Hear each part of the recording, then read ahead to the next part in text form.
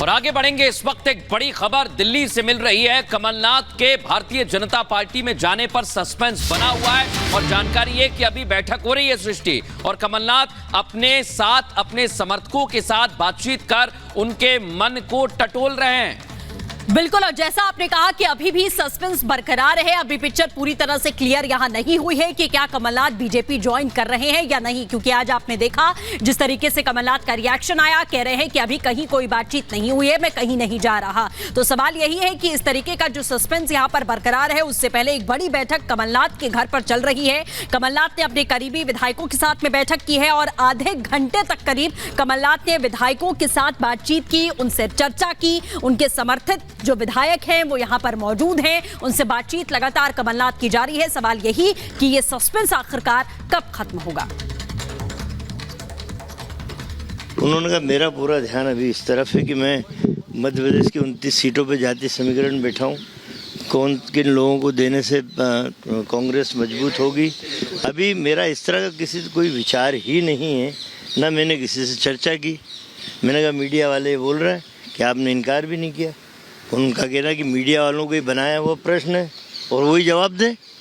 बोले मैंने तो किसी मीडिया को आज तक नहीं कहा कि मैं कहाँ जा रहा हूँ, कहाँ नहीं जा रहा हूँ। 2-3 जगह सभा है तो उनके बारे में ये हुआ कि अब उसका इंचार्ज भी मुझे बनाया गया सभाओं का, तो उस पर डिस्कशन हुआ, उस पर चर्चा हुई।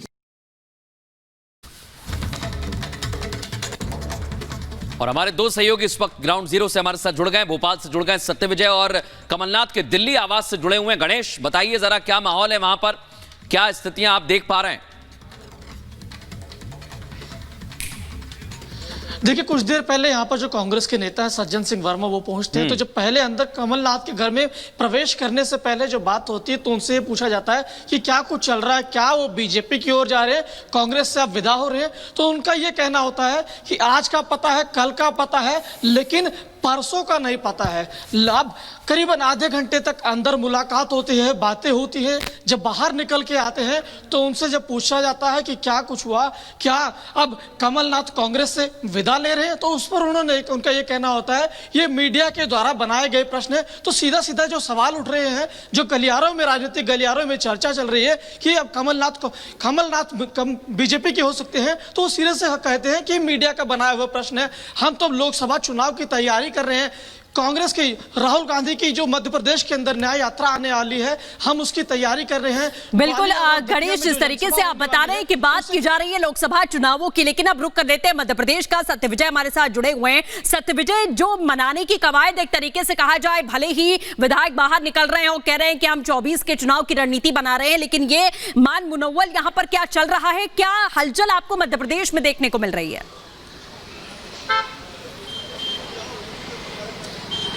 देखिए, बात की जाए कमलनाथ को लेकर जो सस्पेंस बरकरार है उसकी, तो कमलनाथ के जो समर्थक विधायक हैं, मृदुल भी मध्य प्रदेश से हैं, वो जानते होंगे कमलनाथ की वर्किंग स्टाइल। कमलनाथ के जो समर्थक विधायक हैं उनकी इतनी हिम्मत नहीं है कि वो कमलनाथ से कुछ पूछ सकें और कमलनाथ के मन में क्या चल रहा है वो उन विधायकों को बताएं, ये जरूरी नहीं है। दिग्विजय सिंह ने बड़ा क्लू दिया आज। उन्होंने कहा कि उनकी बात हुई है, कांग्रेस नेतृत्व की बात चल रही है, मतलब कांग्रेस आलाकमान की बात कर रही है, लेकिन उन्होंने पॉइंट आउट किया कि जो डर बाकी नेताओं को है, ईडी का, आईटी का, सीबीआई का, वो डर कमलनाथ को भी है। ये बयान जो है वो बताता है कि कहीं ना कहीं कमलनाथ का कुछ पेच फंसा है। और जिस तरह की अटकलें पिछले 5-7 दिनों से हैं, जिस पर कि कमलनाथ मीडिया पर ठीकरा फोड़ रहे हैं, या फिर उनके जो दूत बन के गए सज्जन सिंह वर्मा, वो वही बोलेंगे जो उनसे बुलवाया जाएगा। लेकिन कमलनाथ स्पष्ट तौर पर मना क्यों नहीं कर देते हैं? 40 साल से ज्यादा उन्हें कांग्रेस में हो गया। वो जिस तरह से ये कह रहे हैं कि वो किसी से बात नहीं, सामने आए मीडिया की और बोल दें कि वो कहीं नहीं जा रहे हैं, ऐसा स्टेटमेंट उनकी तरफ से नहीं आया है। कई फैक्टर हैं इस चुनाव में। जो 23 में करारी हार हुई, जैसा कि मैंने सुबह भी बताया, कोट किया था, दीपक सक्सेना जो है उन्होंने कमलनाथ के लिए अपनी सीट छोड़ी थी, जिस पर उन्होंने विधायकी का चुनाव लड़कर सीएम बने। उन्होंने कहा कि कमलनाथ अपमानित महसूस कर रहे हैं, कमलनाथ पे हार का ठीकरा फोड़ा, जबकि भूपेश बघेल और राजस्थान के जो एक्स सीएम है उन पर हार का ठीकरा नहीं फोड़ा गया। राज्यसभा के जो नामांकन जो अशोक सिंह का हुआ उसमें उनकी अनदेखी की गई। और सत्यविजय, यही हम देख रहे थे जब राज्यसभा के चुनावों की बात आई, तब भी इस तरह की सुगबुगाहट थी।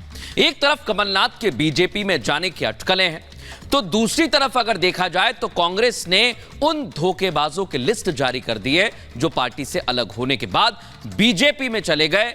कुछ ज्यादा कमाल वो लोग नहीं कर पाए। अब सवाल ये, क्या कांग्रेस इस लिस्ट के जरिए कमलनाथ और उनके बेटे नकुलनाथ को चेतावनी दे रही है? दिखाते हैं रिपोर्ट।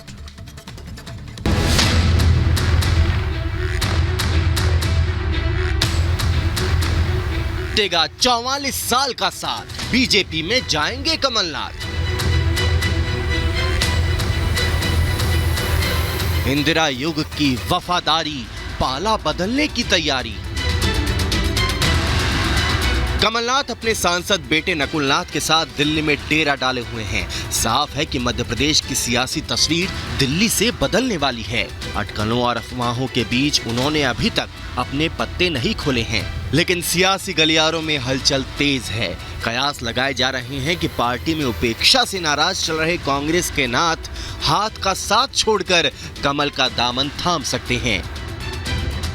मैंने कल कहा था कि अगर ऐसी कोई बात हुई सबसे पहले मैं आपको सूचित करूंगा। मेरी तो कहीं बात नहीं हुई।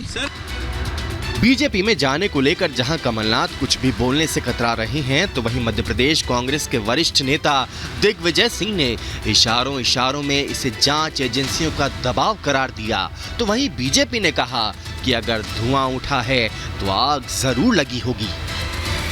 कमलनाथ जी जैसा व्यक्ति जिन्होंने की शुरुआत कांग्रेस से की और उन्होंने हमेशा कांग्रेस का साथ दिया है, मुझे नहीं लगता कि वे पार्टी छोड़ेंगे। दबाव ईडी का, आईटी का, सीबीआई का जो सब पर है वो उन पर भी है, लेकिन कमलनाथ जी का चरित्र दबाव में आने वाला नहीं रहा है। कैला सर, कमलनाथ जी को लेकर अटकलें ये हैं कि वो बीजेपी में शामिल होने वाले हैं। यदि कहीं पर धुआं निकल रहा है तो इसका मतलब आग तो है नीचे कुछ। एक तरफ पार्टी के कद्दावर नेता के पार्टी छोड़कर जाने की खबरें हैं, तो ऐसे में दूसरी तरफ सवाल ये भी उठ रहे हैं कि आखिर क्यों कांग्रेस को मध्य प्रदेश में हो रहे इतने बड़े उलटफेर की भनक तक नहीं। मुझे ये नहीं मालूम कि कहां जाएंगे, लेकिन छोड़ना ही कांग्रेस का, और इस तरह से जो सीनियर लीडर छोड़ गए और कई और लाइन में है। मुझे अफसोस है कि कांग्रेस लीडरशिप नहीं समझती है कि जिन लोगों ने कांग्रेस बनाई है उनको इस तरह भागने पर मजबूर करे। पता नहीं, फिक्र नहीं है। मुझे नहीं लगता उनको कोई फिक्र है कोई जाए या आए। तमाम अफवाहों के बीच जहां भोपाल के पार्टी दफ्तर में ताला जड़ा है, तो वहीं नेताओं के घर से भीड़ नदारद। इस बीच कांग्रेस भड़क गई है। उसने एक लिस्ट जारी कर कमलनाथ को इशारों में नसीहत भी दी है। ये लिस्ट मध्य प्रदेश कांग्रेस ने जारी की है, जिसमें 62 दगाबाज नेताओं के नाम हैं, जिन्होंने पिछले 5 साल में पार्टी को छोड़ दूसरे दलों को चुना। कांग्रेस का दावा है कि इन 62 नेताओं में से सिर्फ 7 नेता ही चमके, बाकी बचे 55 नेताओं का करियर बीजेपी में जाकर खत्म हो गया। ज्योतिरादित्य सिंधिया, गोविंद सिंह राजपूत, प्रद्युम्न तोमर, तुलसी सिलावट समेत नेताओं के नाम इस लिस्ट में हैं। मध्य प्रदेश कांग्रेस में मचे सियासी घमासान के बीच सूत्रों का दावा है कि कमलनाथ के बीजेपी में शामिल होने को लेकर कई कांग्रेस नेता अभी तक राजी नहीं हुए हैं। कमलनाथ के करीबी विधायक का दावा है कि जब सिंधिया अपने साथ एमएलए को संरक्षण नहीं दे पाए, तो कमलनाथ उनकी रक्षा कैसे करेंगे।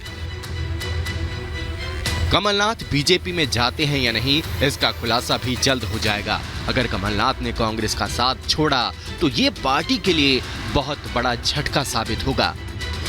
Bureau report, Republic Bharat. और बड़ी खबर आपको बता दें, अखिलेश ने यूपी में कांग्रेस को बड़ा झटका दे दिया है। कांग्रेस की न्याय यात्रा में नहीं शामिल होंगे अखिलेश यादव। कांग्रेस और सपा का गठबंधन टूटा, ये सूत्रों के हवाले से खबर मिल रही है, और अखिलेश ने कांग्रेस की न्याय यात्रा में जाने से साफ इनकार कर दिया है। तो एक और बड़ा झटका लगता हुआ अब इंडी गठबंधन को नजर आ रहा है। और बड़ी बात यही है कि इस गठबंधन में कई साथी आए और कैसे कैसे वो निकलते जा रहे हैं, उसकी तस्वीर हम देख रहे हैं। पूरे गठबंधन में कई सारे दल पहले शामिल हुए, लेकिन एक एक करके सब बाहर हो गए हैं और सब ने अलग अपने राज्य में चुनाव लड़ने का भी ऐलान कर दिया है। अब इंतजार था उत्तर प्रदेश का, लेकिन अब वहां पर भी सूत्र हमारे बता रहे हैं कि अखिलेश यादव ने मना कर दिया है। और राघवेंद्र ज्यादा जानकारी के साथ जुड़ चुके हैं। राघवेंद्र, बताइए जरा अंदर खाने क्या चल रहा है उत्तर प्रदेश में। देखिए, खलबली ऐसी है गठबंधन को लेकर कि दोनों दलों के नेताओं की आवाज तक नहीं निकल रही है। न सपा के नेता इस पर बोलने को तैयार हैं, ना तो कांग्रेस के नेता तैयार हैं। लेकिन जो खबर है, जो पुख्ता खबर है, अखिलेश यादव ज्वाइन नहीं कर रहे हैं न्याय यात्रा। चूंकि अखिलेश यादव ने ही पुष्टि किया था कि मैं रायबरेली सबसे नजदीक कॉन्स्टिट्यूंसी है, मैं राहुल गांधी का वहां पर साथ दूंगा, न्याय यात्रा ज्वाइन करूंगा। पत्रकारों ने जब पूछा था, और इस मुद्दे को रिपब्लिक भारत नहीं उठाया था कि जब अखिलेश यादव ने कहा था मुझे तो निमंत्रण नहीं मिला, लेकिन निमंत्रण उनके कहने के बाद कांग्रेस ने बेमन से, कहते ना बिना प्रेम का जो गठबंधन है उसका हंस रही होता, बेमन का निमंत्रण मिला और अखिलेश यादव ने स्वीकार किया था। अब यह पता चल रहा है कि वह यात्रा नहीं ज्वाइन कर रहे हैं। देखिए, ये इसकी जो शुरुआत है वो इस कदर है कि जब कांग्रेस पार्टी गठबंधन में 25 सीट की डिमांड कर रही थी तो अखिलेश ने मना किया, और जब अखिलेश ने पहली सूची जारी की लोकसभा की, जिसमें 16 उम्मीदवार थे, कुछ ऐसे नाम थे जहां पर कांग्रेस अपना दावा करती थी, और कांग्रेस की पुख्ता सीट पर समाजवादी पार्टी ने अपने उम्मीदवार को उतार दिया। वहीं से बात बिगड़ गई, और बात ऐसी बिगड़ी। बिल्कुल राघवेंद्र, बहुत शुक्रिया हमारे साथ जुड़ने के लिए और इन तमाम अपडेट्स के लिए। जय श्री राम, जय श्री राम, जय जय श्री राम।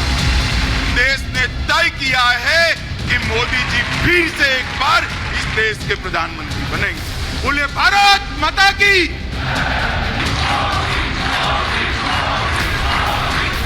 अब की बार इस मिशन पर हमें जुट जाना है।